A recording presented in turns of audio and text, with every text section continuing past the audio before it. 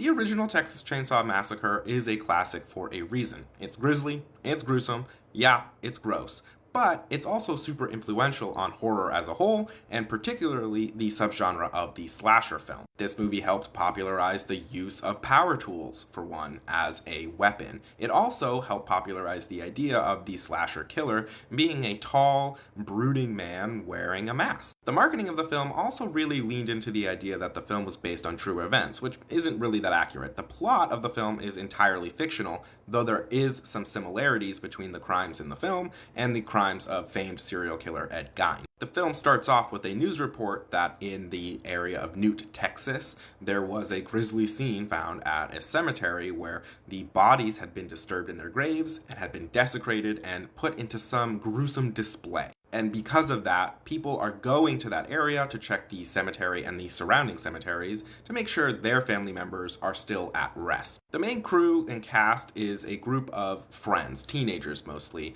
with the exception of Sally and her brother Franklin, who are siblings. Sally and Franklin are the reason they're all on this road trip because they're going to that area to check on their grandfather's grave, which they're worried may have been disturbed. And really early in the film, we get our first hint at this kind of underlying message about the isolation and alienation of industrialization in different industries, in this case, in the cattle and slaughterhouse industry. Franklin is explaining what he knows about their family's connection to that industry, explaining how the slaughterhouse procedure used to work with, a man with a big mallet just bashing the skulls of the cows in, and how it works now with the advent of this kind of air gun that shoots this pellet or rod into the skull and pulls it out to more quickly and presumably humanely deal with the cattle. They drive by a hitchhiker and they decide to pick him up because it's really hot out, it's August in Texas, and they feel bad he's walking in the heat, which turns out to be a total mistake because the guy is a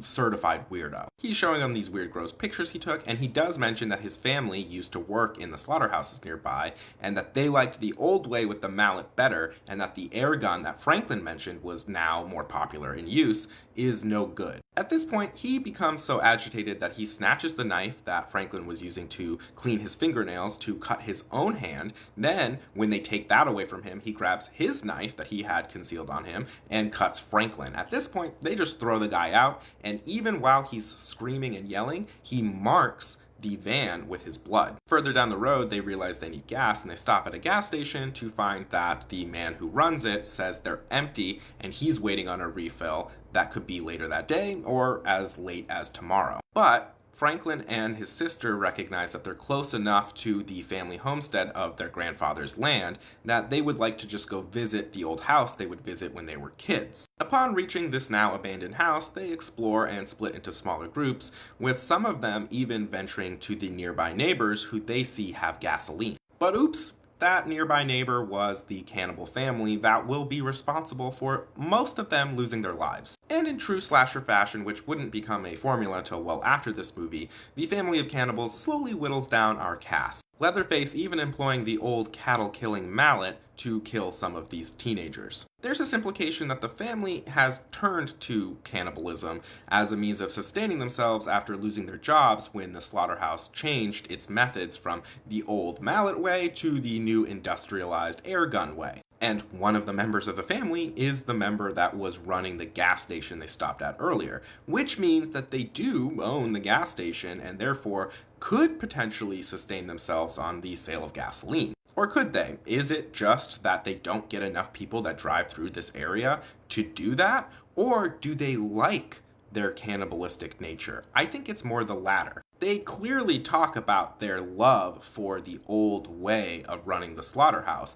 They even have their grandfather figure who is so old and so weak that he can't hold a mallet properly. They talk about him, about his heyday, and how he was the best of the best, and even try to get him to join in on the killings by giving him a mallet and helping guide him to kill the main character, Sally. But I also think it's not just that they marked this van of being a, quality meat for them to harvest, but it also might have a lot to do with their family connection. Franklin discussing the changes to the slaughterhouse, the cattle industry, does show that the connection with their family was a rather strong one to that industry, but they don't live there anymore. Sure, cannibals gotta eat, but did they also target this group because Sally and Franklin were tied to the family that may have been responsible for changing the methods at the slaughterhouse and therefore pushing them out of work? It's unlikely the hitchhiker was able to gather that information, but they shared quite a bit of info with the guy who ran the gas station.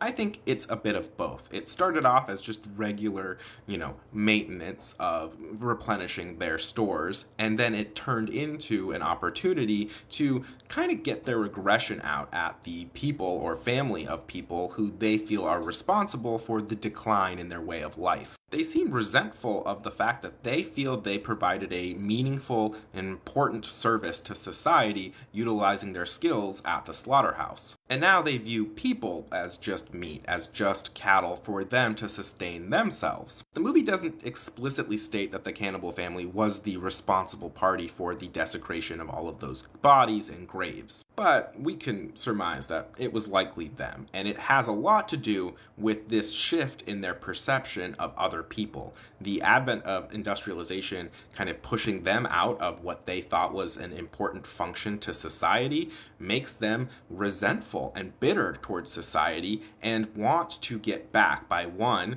turning them and other people into meat to sustain themselves, to kind of get their living off of their flesh in a way that they felt was reciprocal, and two, and perhaps more importantly, the desecration of bodies is a way of showing disrespect or even turning their remains into something that says something about them rather than being a, resting place or memorial for people that they think are responsible for their alienation and isolation. Unfortunately, Sally is the only one who makes it out, and fortunately for her, a man in a truck was driving right by at the exact right time as she was being chased around by Leatherface, wielding his, very iconic chainsaw. So in my view, the most important unanswered question of the film is, what the heck was going through the mind of the guy driving that pickup truck at that exact moment? Because I have to imagine it would be a memorable thought. Anyway, more movies to come for 31 Days of Horror. If you want to watch some of the films I'm watching for the rest of the month before Halloween hits,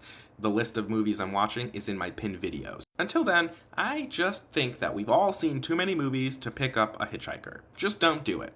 Not worth it.